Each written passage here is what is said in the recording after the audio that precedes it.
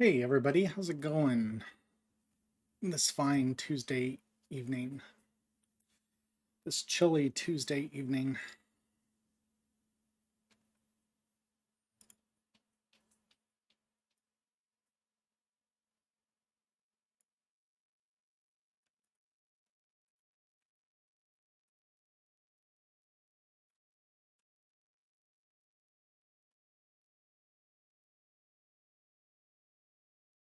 Lose some weight?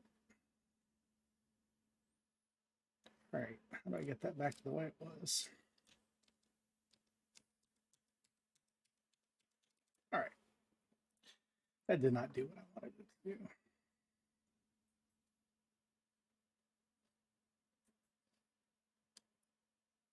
There we go.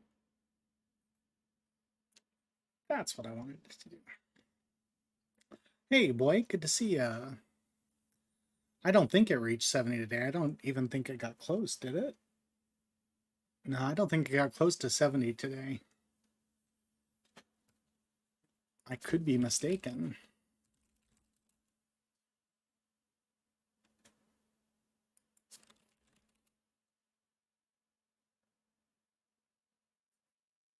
No, the high today was 47.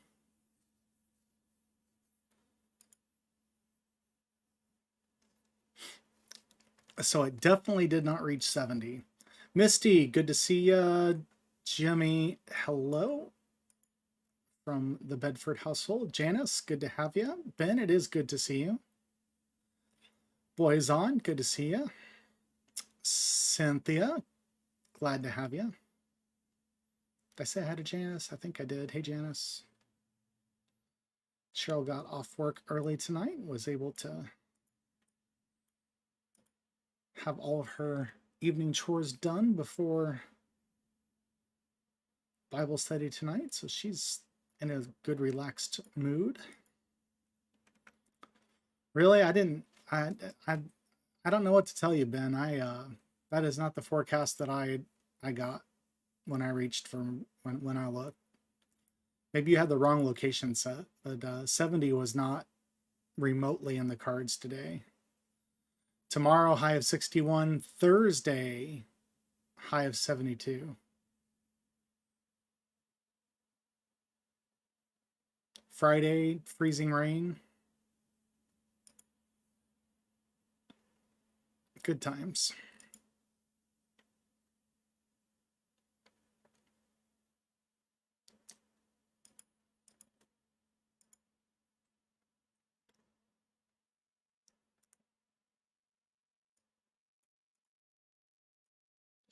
They must have been reading an old report, Ben.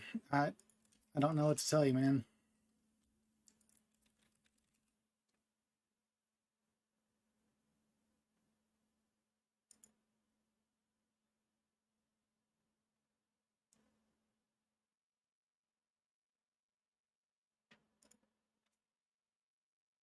I do not know. This is what they've got right now. It says 46. Doesn't say what the forecast for today was. Tomorrow, 61, low of 36, and then into the 70s on Thursday.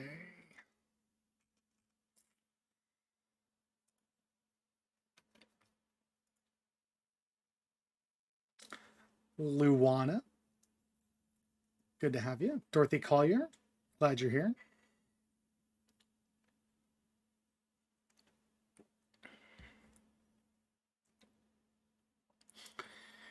Yeah, not yesterday. It was cold yesterday too, big time. But yeah, yesterday, the day before yesterday was fine, and then yesterday it was just freezing. Those cold fronts work very efficiently, don't they?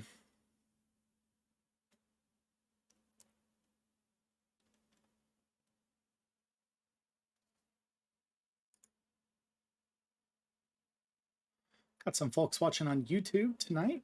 Glad to have you with us. Hey, Curtis, good to see you. Glad you can join us.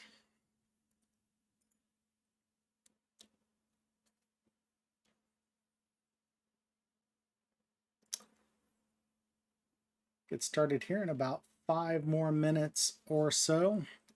I don't know how far we're going to get today. I definitely don't want to get to the point where we're rushing past too much. But I've got 2 chapters prepared. We'll see if we get that far.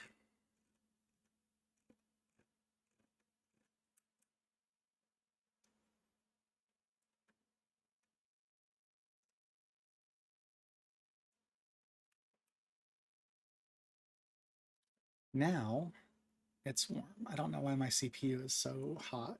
It's not doing anything.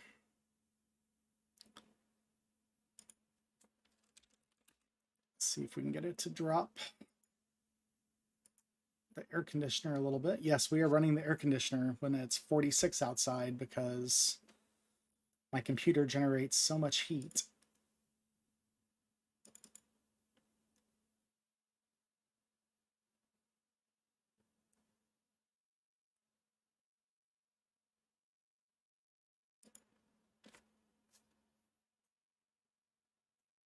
There we go. It worked.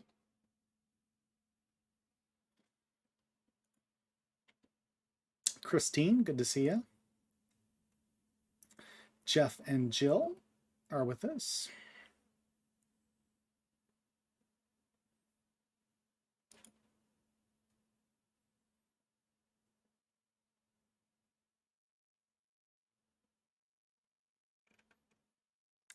Got a crowd over on YouTube right now, 6 people.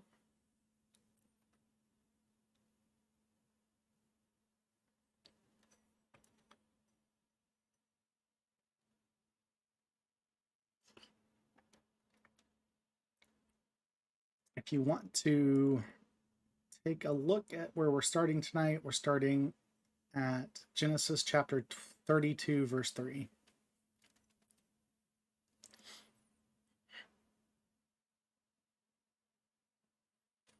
We'll start at verse 1. We covered verses 1 and 2 last time, but I want to put those in the context of what we're talking about today as well. So Genesis 32.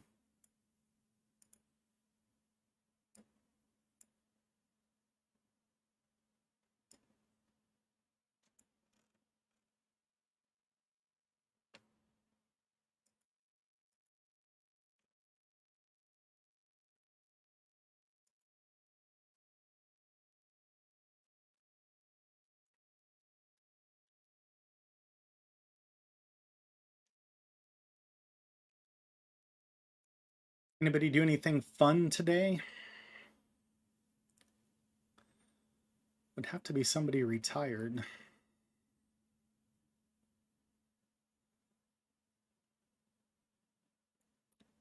I mean, I love working. Working is one of the most fun things that I do.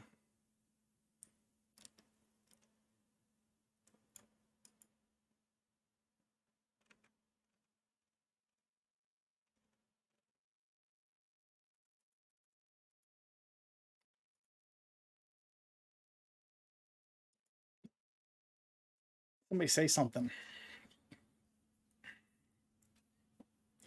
Interact. Tell a joke.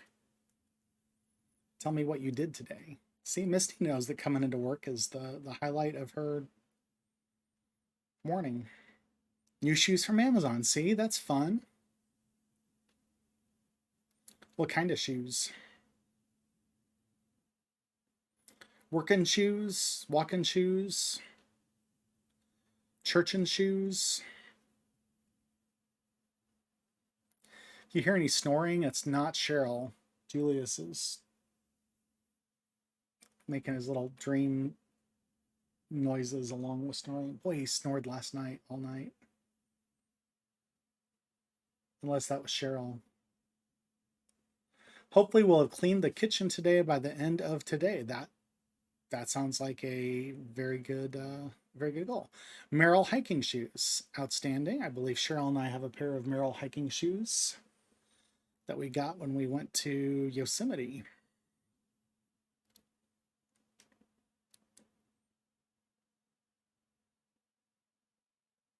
We're fans, for sure. All right, 7:09. We're going to start at 7:10 on the nose. Some dormant plants for the spring delivered today. Well, that's good. Just let them sleep. You know the saying, let sleeping plants lie. Let sleeping plants. That's hard to say. Let sleeping plants lie. You try it if you think it's so easy. All right, we're gonna get going. 7:09. As soon as this thing says 7:10, we're off. We got 35 or 25 seconds.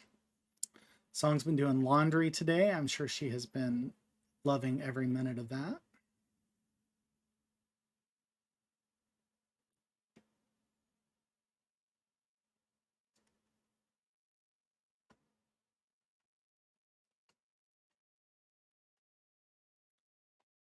See, tomorrow's going to be cold enough. I'm going to make some, I got a recipes for some crustless chicken pot pie. I'm going to try making tomorrow for us.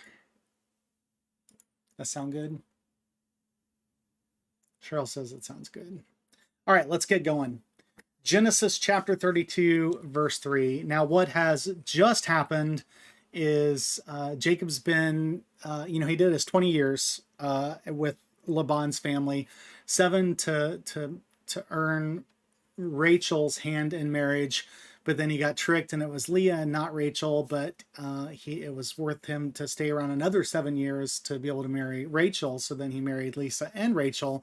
We talked about the difficulties one has when one decides to marry sisters, among other useful, perhaps more useful daily applications. And it got to the point where Laban started to envy Jacob's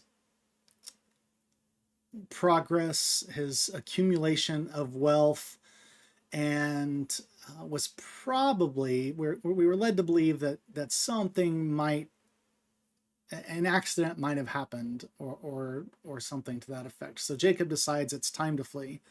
And I forgot who initiated this prayer. Sorry. It's actually important.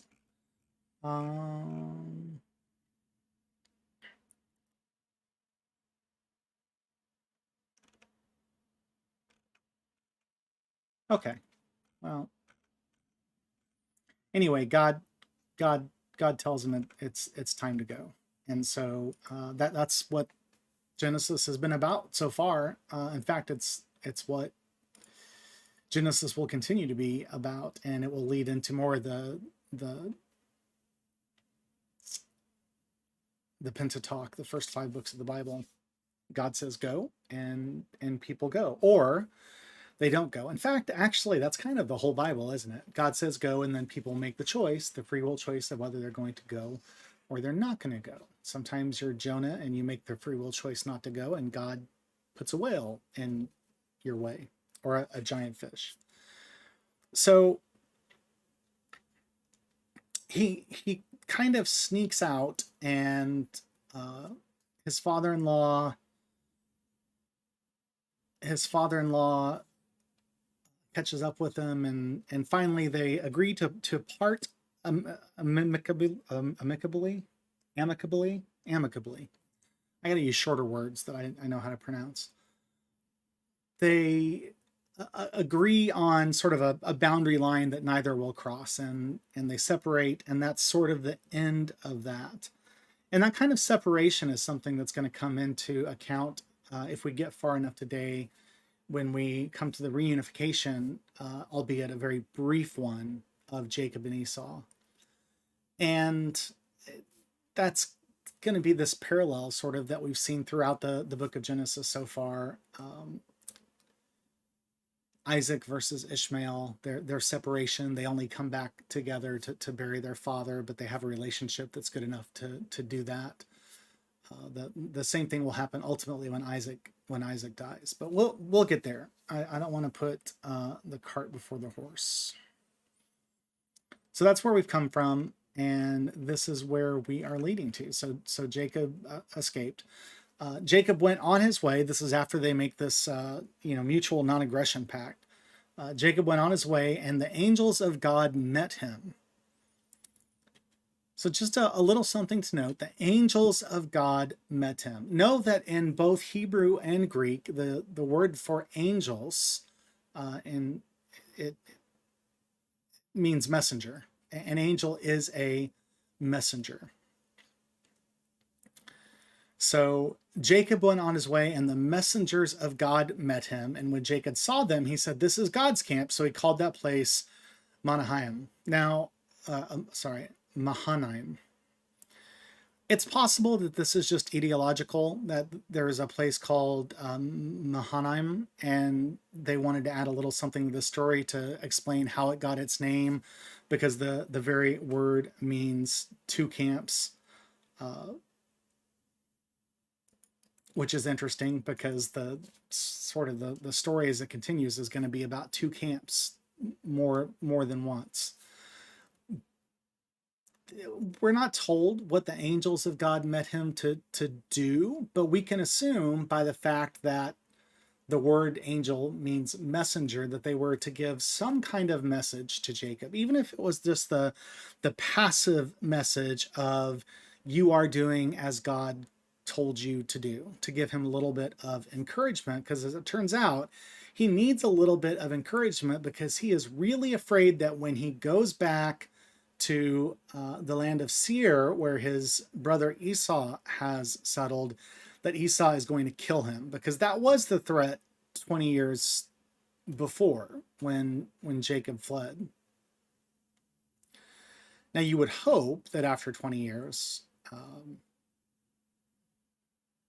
a wound like that could heal, but do keep in mind that their entire relationship is depicted as cantankerous, right? From the very beginning, Jacob is grabbing the heel of Esau and basically never lets go of that heel, holds him back at every possible moment, gets his birthright, steals his blessing.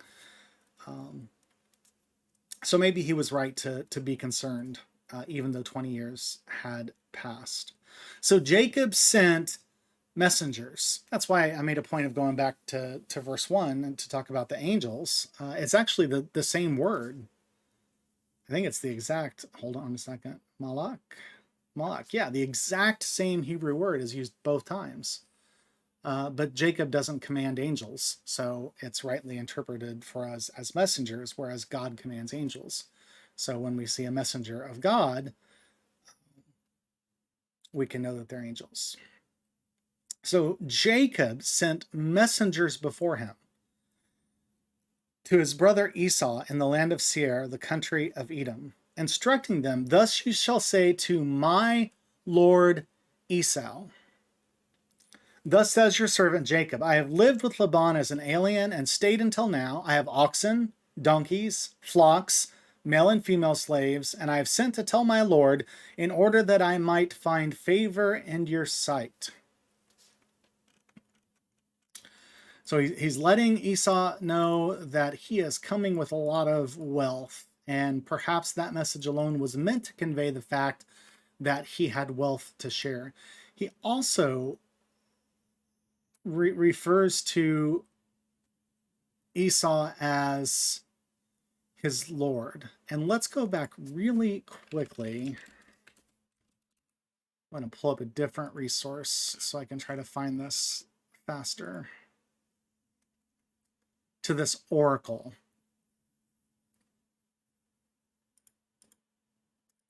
So remember that Rebekah was fed up with the Hittite wives of Esau, and I'm sorry, let's go back further than that.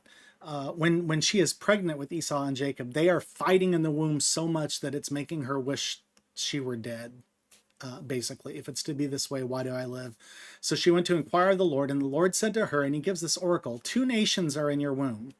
2 peoples born of you shall be divided. 2 camps, right? The one shall be stronger than the other. The elder shall serve the younger. So according to that oracle, Esau was going to serve Jacob at some point. That doesn't really actually ever happen, other than I guess he serves him his birthright. I don't know any other way to interpret that. And then, of course, the one shall be stronger than the other. We had this sort of pulling where Esau seemed to be the manlier man, although we're going to find out that Jacob's got some humph too. But Jacob was the stronger man mentally, and probably spiritually. So anyway, we've got a little bit of a reversal here when Jacob is being so deferential to Esau. But again, he's worried, what good is having thousands and thousands and thousands of livestock if you're dead, right? So the messengers returned to Jacob, saying, "We came to your brother Esau, and he's coming to meet you." We've got good news and we've got bad news. The good news is he's coming out to meet you himself. The bad news is that he's got 400 men with him. So it says, "Then Jacob was greatly afraid and distressed, and he divided the people that were with him and the flocks, the herds, and the camels into two camps," two companies, literally, thinking, if Esau comes to the one company and destroys it, the company that is left will escape. So again, he's sort of proving this. He's demonstrating a couple of things here. The first is that he's demonstrating still that he's got this tactical mind, that he's got this this mental fortitude, saying he can't kill all of us. And the second is that he's thinking about somebody besides himself in this particular case, whereas he seemed to be very self-serving for most of his life up until this point. It's not like he sends in one as bait so that he might be okay. He just is splitting them up. And Jacob said, and he's talking to God, so this is Jacob's prayer. He says, "O God of my father Abraham, and God of my father Isaac, O Lord, who said to me, 'Return to your country and to your kindred, and I will do you good.' I'm not worthy of the least of all the steadfast love and all the faithfulness that you have shown to your servant, for only with my staff have I crossed this Jordan, and now I've become two companies. Deliver me, please," he pleads, "deliver me, please, from the hand of my brother, from the hand of Esau, for I am afraid of him. He may come and kill all of us, the mothers with the children. Yet you have said, I will surely do you good and make your offspring as the sands of the sea, which cannot be counted because of their number." Now, much has been made of this prayer by theologians through the years. And I don't think, I don't know. When we talked about Abraham for so long and we talked about Isaac, I went to some length to show them in more of a negative light than they are usually shown to have. I think we proved pretty firmly that Abraham did not always act as an honorable man, that he was very self-serving, that he cared about relationships and hospitality in relationships only in as so far as they could benefit him in the future. I think for him, the destruction of Sodom and Gomorrah was not a sad occasion because some people died. I think for him it was sad because he had good relationships with those people and he lost a lot of business contacts. So, that kind of thing. So when we come to Jacob, if we were to take that same cynical approach, we would be with the, I don't know if it's half. I don't know how many people believe this, but there's a discussion about the sincerity of this prayer. Does Jacob really mean this prayer? Is he really pleading with God to deliver him? Or is this something more insincere, where he's kind of reminding God and prodding God and saying, "Hey, look, you got to come through now. You got to save me from Esau because you already gave me the promise. I've got the blessing. I've got the birthright. I've got the, I had your promise. You gave me the blessing too. So, well, not the blessing, but he was given God's blessing by Isaac. Let's stop right there before I say something incorrect as of yet. So, and then there are others who believe this is a very sincere prayer that you never know. God, there's sort of this recognition that God's will is not always done, that the thing that God wants to happen doesn't always happen, because indeed we have free will. And even though God wants Jacob to be able to return back to his home and to start the people going forward and to move into the promised land and to be more numerous than the number of stars in the sky and the number of the grains of sand on the earth, that if Esau works against God's will, that might not happen through Jacob. God will ultimately make it happen through whomever. But so in that case, this could be considered a very sincere prayer. And maybe it's neither. Maybe it's more of a thing where Jacob's talking to God and trying to just kind of get the courage to go see Esau and reminding himself that God has made this promise. God made this promise, so it's going to be okay. Esau's not going to kill me because God's going to watch me. And it's sort of this combination of those things. So I am not willing. I will say that thus far, Jacob seems to be on sort of an arc of redemption. That's why I want to take it a little bit easier on Jacob. I never really saw any redemption in the way Abraham behaved. Isaac doesn't get enough ink really to sin, or, well, he does kind of fall into his father's footsteps, but who doesn't, right? So, but Jacob starts out very, very deceiving, very deceitful, very self-centered. And then over the course of these past 20 years, he has been treated in the ways of deception, right? Laban has tried to be deceitful and to deceive him time and time again, and God has been on his side. So maybe he's had some perspective, and now he kind of sees what it feels like to be on that end and is having a genuine change of heart. And I think that is supported as we go through here. Let's keep an eye on this, as well as the sort of this bizarre thing that happens where Jacob wrestles with God. I want to come back to these when we come to the end of Jacob's life and we can evaluate who he proved himself to be in his older years, which are not going to be very many. Jacob. So let's come back to this briefly when that happens, so that we can kind of see if we've given Jacob the credit he deserves, or if he deserves the credit that we've given to them.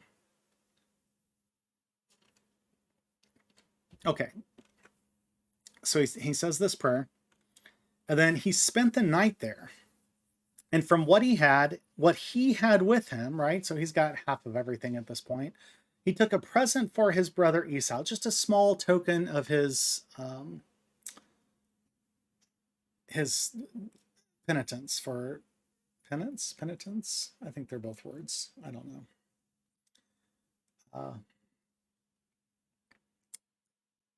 Of his regret for the way he's treated Esau. 200 female goats, 20 male goats, 200 ewes, 20 rams, 30, I'm assuming this is milch camels and their colts, 40 cows and 10 bulls, 20 female donkeys and 10 male donkeys. Then he delivered into the hand of his servants every drove by itself, and said to his servants, he's got a plan. Jacob is the man with a plan, right? He's got a plan. Pass on ahead of me and put a space between drove and drove. He wants to overwhelm Esau. He instructed the foremost, when Esau, my brother, meets you and asks, to whom do you belong? Where are you going? And hey, Kim, how are you? Glad you made it with us tonight.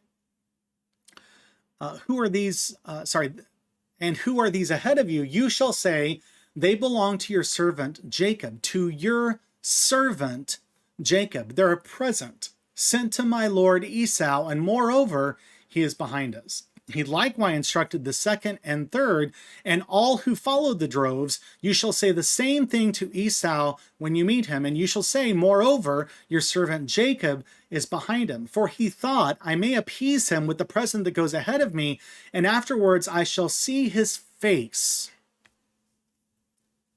The word face is about to get used a lot, so let's kind of keep track of it as we go. Afterwards, I shall see his face. He knows just by his countenance, his expression, he'll know whether or not he's accepted Jacob. But this is a great plan that he's got, right? He's going to kind of overwhelm Esau, give him just present after present, gift after gift, and Esau can't believe all this. And by the time Jacob comes, maybe his fury that he wanted to strike him down dead will be gone, and he'll be happy that basically,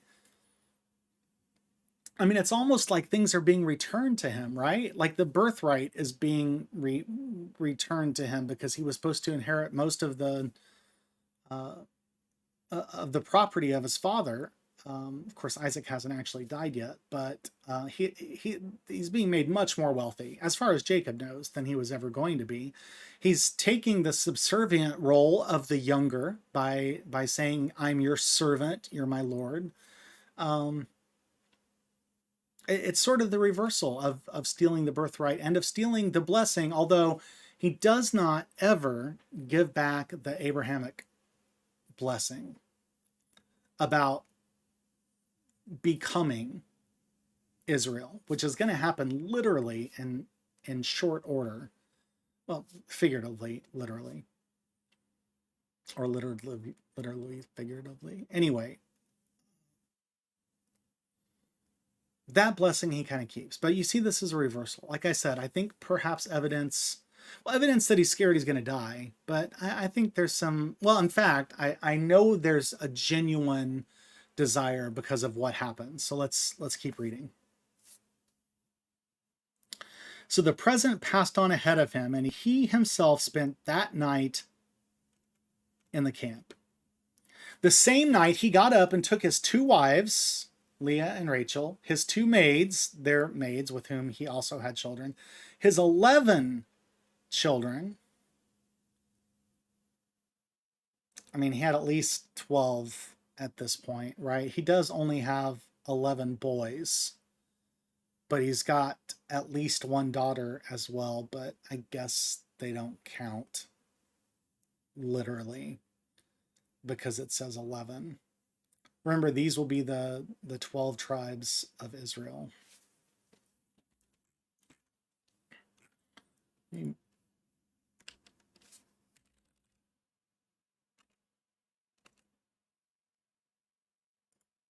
on just a second.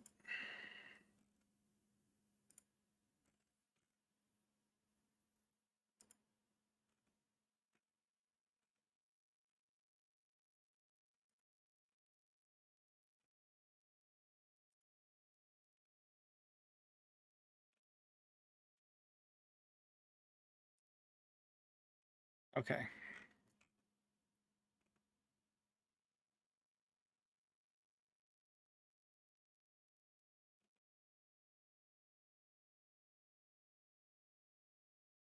I'm still here.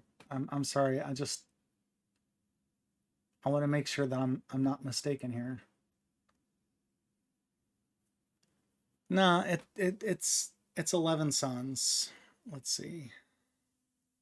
It's 11 sons and a daughter named Dinah. And since he's only counting the sons, it's very possible that they have many more daughters. In fact, statistically, it would be likely that they would have more daughters. But Dinah gets named because of something that's going to happen to her in a chapter or 2. So anyway, we've talked many times about how women sometimes don't have agency, sometimes they do, and sometimes it's hard to tell. But when they're not even counted as his children here, that gives you an idea. Crossed the ford of the Jabbok. He took them and sent them across the stream, and likewise everything he had. And so Jacob, he'd already split it into 2 halves, and even with the people he was with, he decides he's surrounded by all these people, all this livestock, all this activity, an entire I mean, to say his entire house doesn't speak of it. An entire people, really, an entire people. And he goes off to be by himself that night.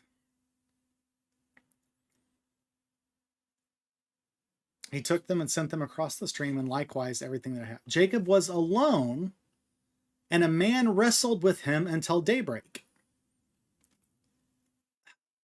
So much of this wrestling match is made throughout history, but that's all we get about the match itself, is Jacob was alone, and a man wrestled with him until daybreak. Now we know who the quote unquote man is that wrestled with Jacob, because we know this story. It's one of the foundational stories of our faith. But Jacob could not have known who it was at the time. And in fact, who did Jacob most likely think that this was? I'd give you a chance to answer it, but I know that we're on like a pretty significant delay, so I will just say he probably thought it was Esau. At least when it started, it was dark out, right? He couldn't see anything. He just knew somebody was wrestling with him.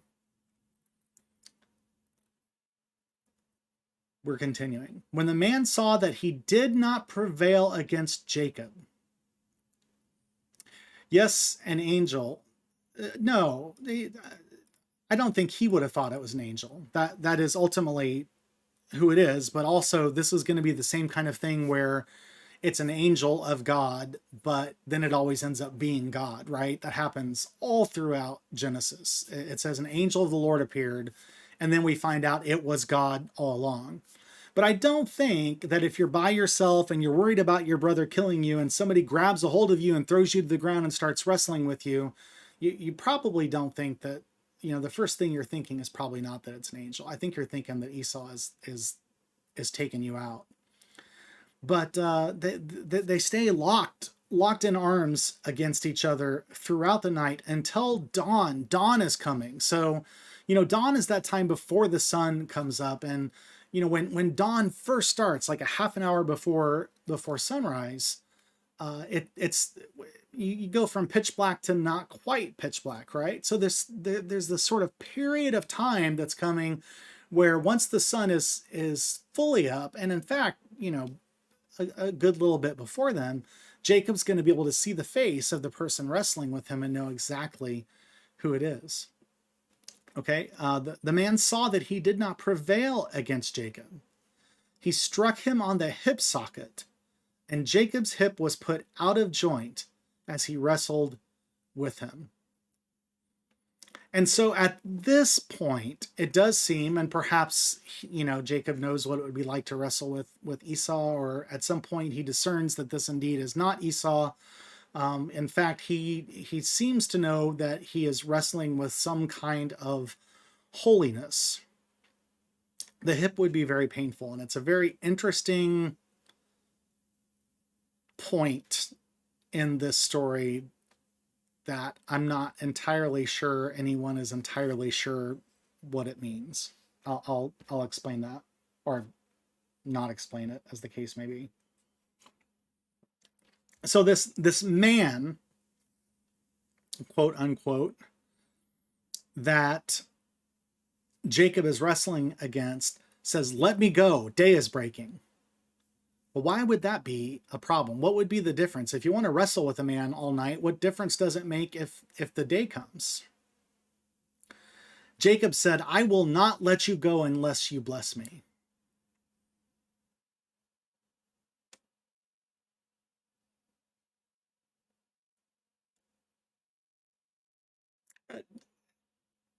I mean, I know this is a foundational story.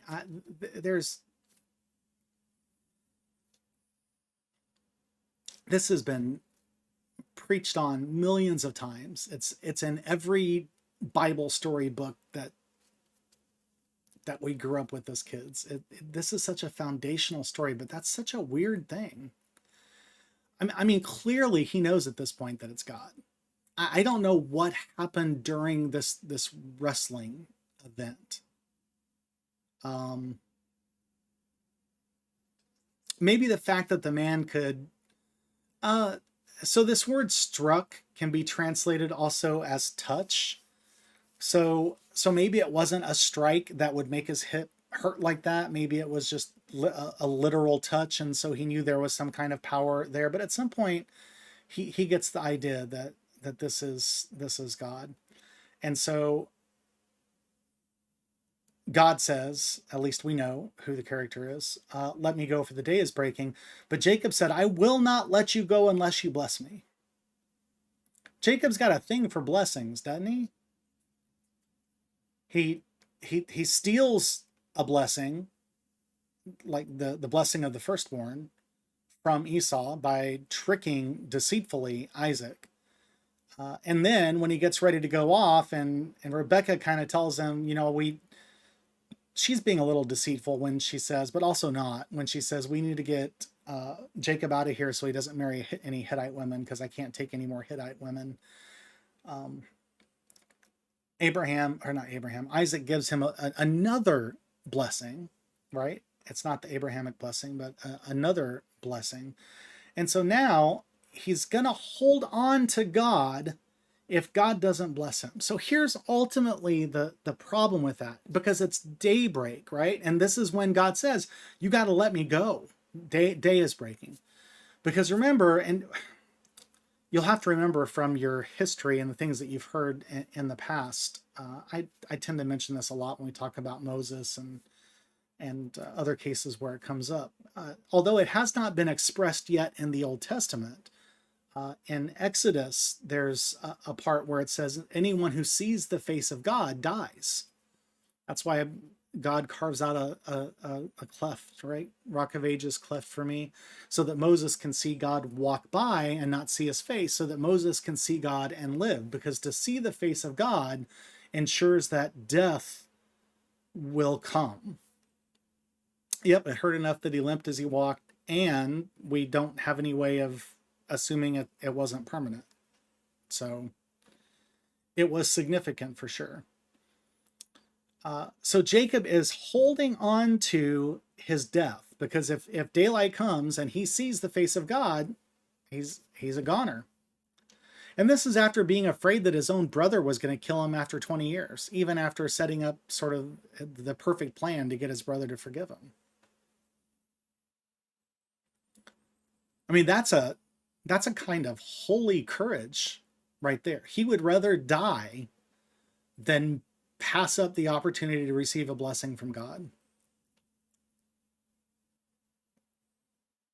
So the man said to Jacob, what is your name? And he said, Jacob. Then the man, just he really, said, you shall no longer be called Jacob, but spoiler alert, they're still going to call him Jacob.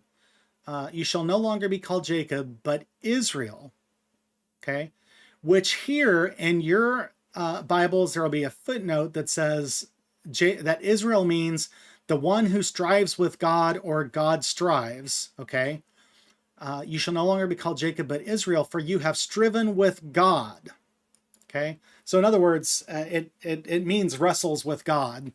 And so he's gonna call him Israel because he wrestled with God.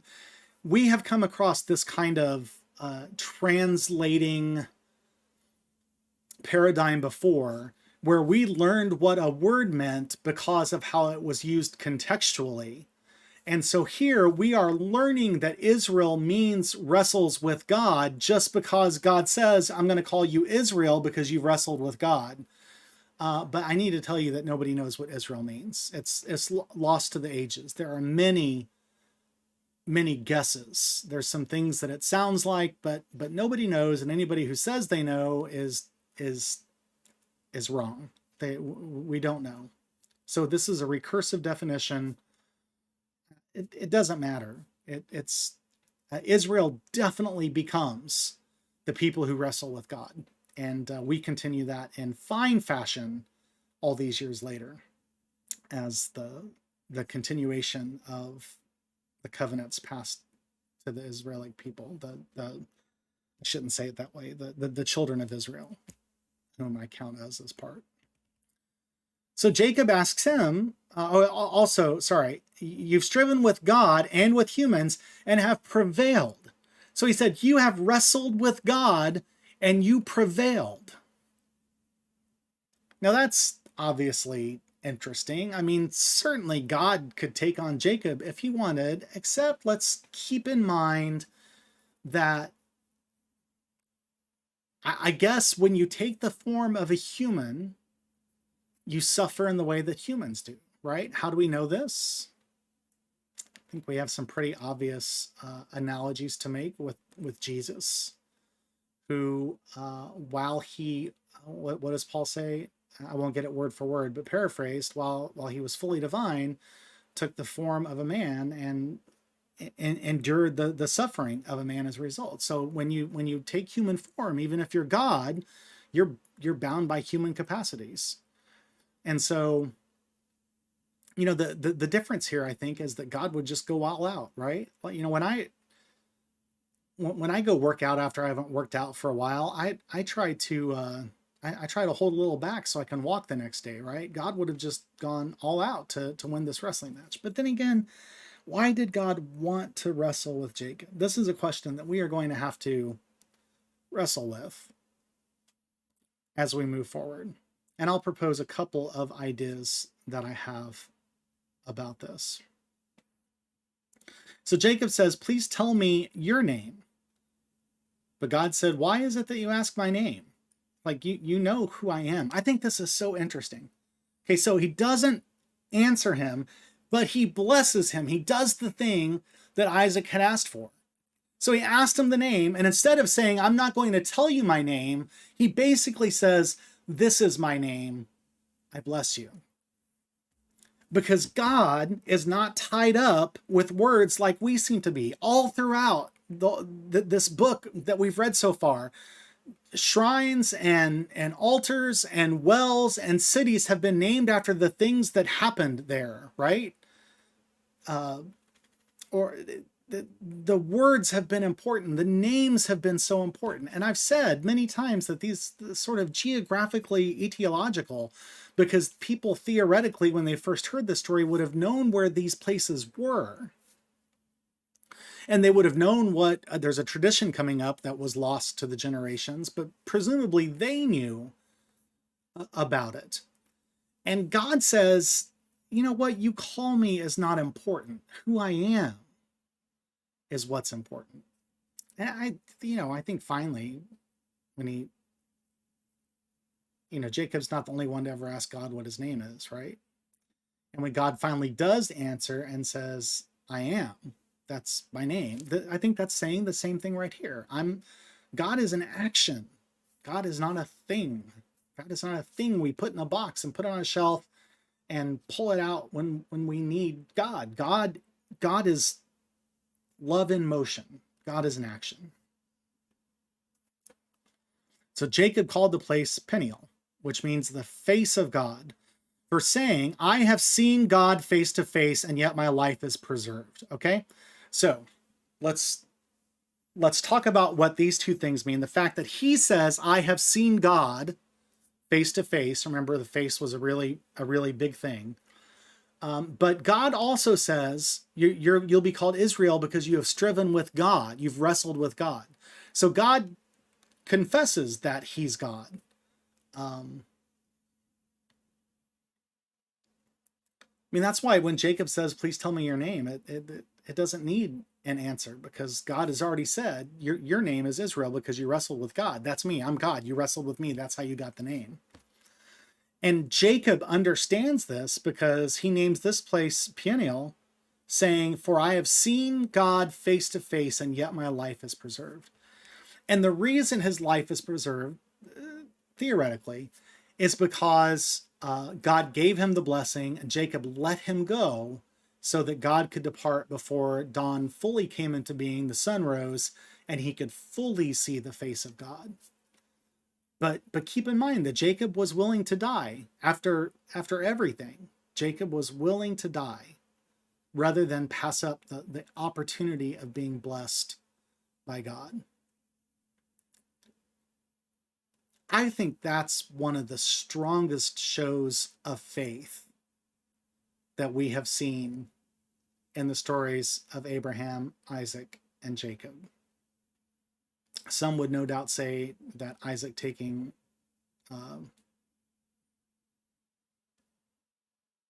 or Abraham taking Isaac up to the mountain to sacrifice is a greater show of faith, but you all know my take on that. So,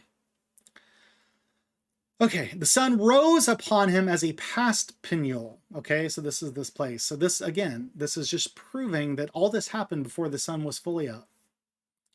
Limping, as Luana reminds us, because of his hip. Therefore, to this day, the Israelites do not eat the thigh muscle that is on the hip socket, because he struck Jacob on the hip socket at the thigh muscle.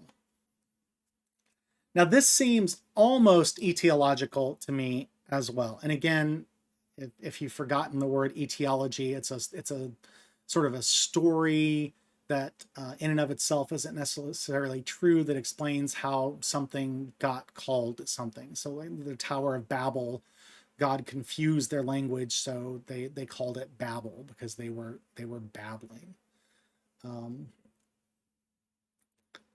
So in this case, there was a tradition. It very well, he could have hit the perfect pressure point. He could have just touched the sciatic pressure point. God would know where that was. And that could be it, Luana says. If it was his sciatic, it hurt like HE double hockey sticks. Been there, done that. So I will tell you that by the time this story is written down and becomes part of any scriptures that are studied by anyone who ever wrote anything down about the scriptures, nobody knows what they're talking about in this particular case. This is a culinary restriction that no longer existed at the time that the story was propagating, or at least by the time the story was written down.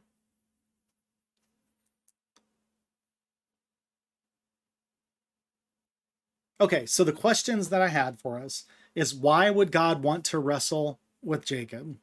I mean, I understand why Jacob would wrestle back with God. You know, at first it would have been because he thought his life was in danger.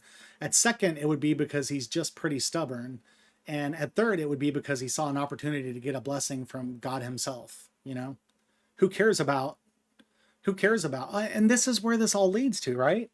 I mean, who cares about the blessing that you stole from your father when you've actually got a blessing from God? You can give all that back to Esau now. You've got something much better, right? He is no fool who gives up that which he cannot keep to gain that which he cannot lose. So if I had to pick a reason right now, without getting too much further into the story, without coming back on it later like we're going to, if I had to give a reason of why God chose that night to wrestle with Jacob, it would be to give him the courage to go face Esau, because he's terrified to do that. And yet it's part of his future. God told him to go back. So I think the wrestling with him was I think that in and of itself was the blessing. Again, it's the actions, it's the things that God does. It's the movement of God that defines God for us. We should be known in the same light, no?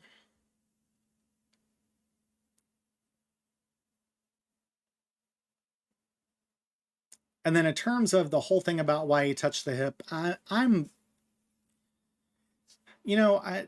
I think this is another thing that people don't really know, and they kind of guess, and there's some good guesses, and it kind of depends on what your overall theology of the whole story of Jacob is. And like I said, I want to come back to this and look at this, but I guess one of the questions,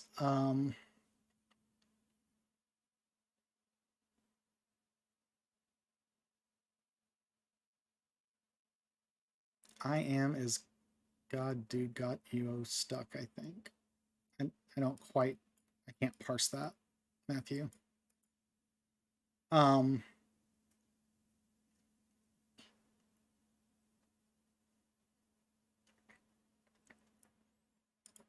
Yeah, I don't get the whole touching his hip and making him limp, other than maybe it was temporary. And you know, when he comes to Esau, he's limping, so that definitely makes him look a little bit more less less of a threat, and perhaps a little more pitiful. But anyway, we'll come back to that if we find that necessary.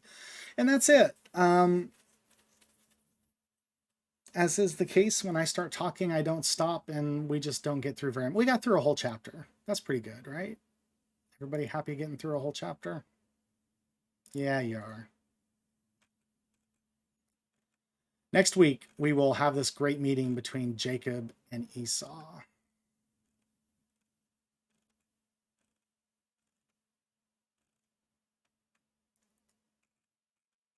Next week might be short because I really don't want to go into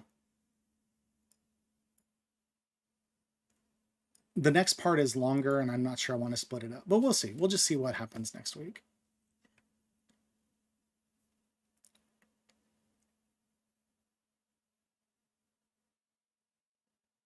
All right. Well, that is it for today. Thank you for spending an hour with us as we continue to dig our way through Genesis. I'm loving this. We are going slowly, but it doesn't feel like a slog anymore. I think at first it would take us sometimes a month to get through a chapter. So we're definitely moving faster than that. I think that digging in that deeply on those earlier passages are paying dividends now, because the story has just, like Ben said, it comes full circle. These stories are just circling around again and again and again and again, and we see all these parallels, and the parallels are not remotely done yet. So we'll have more dividends to reap. All right. Well, thank you, Christine. I appreciate that very much. Thanks for my YouTube folks tonight. Curtis, glad you were able to stick around. Hopefully I'll see you for a chess game later on. Everybody, thanks for being here. I guess that's it. So I will just say my thing that I say, which is God bless, Godspeed, and as always, thanks for watching.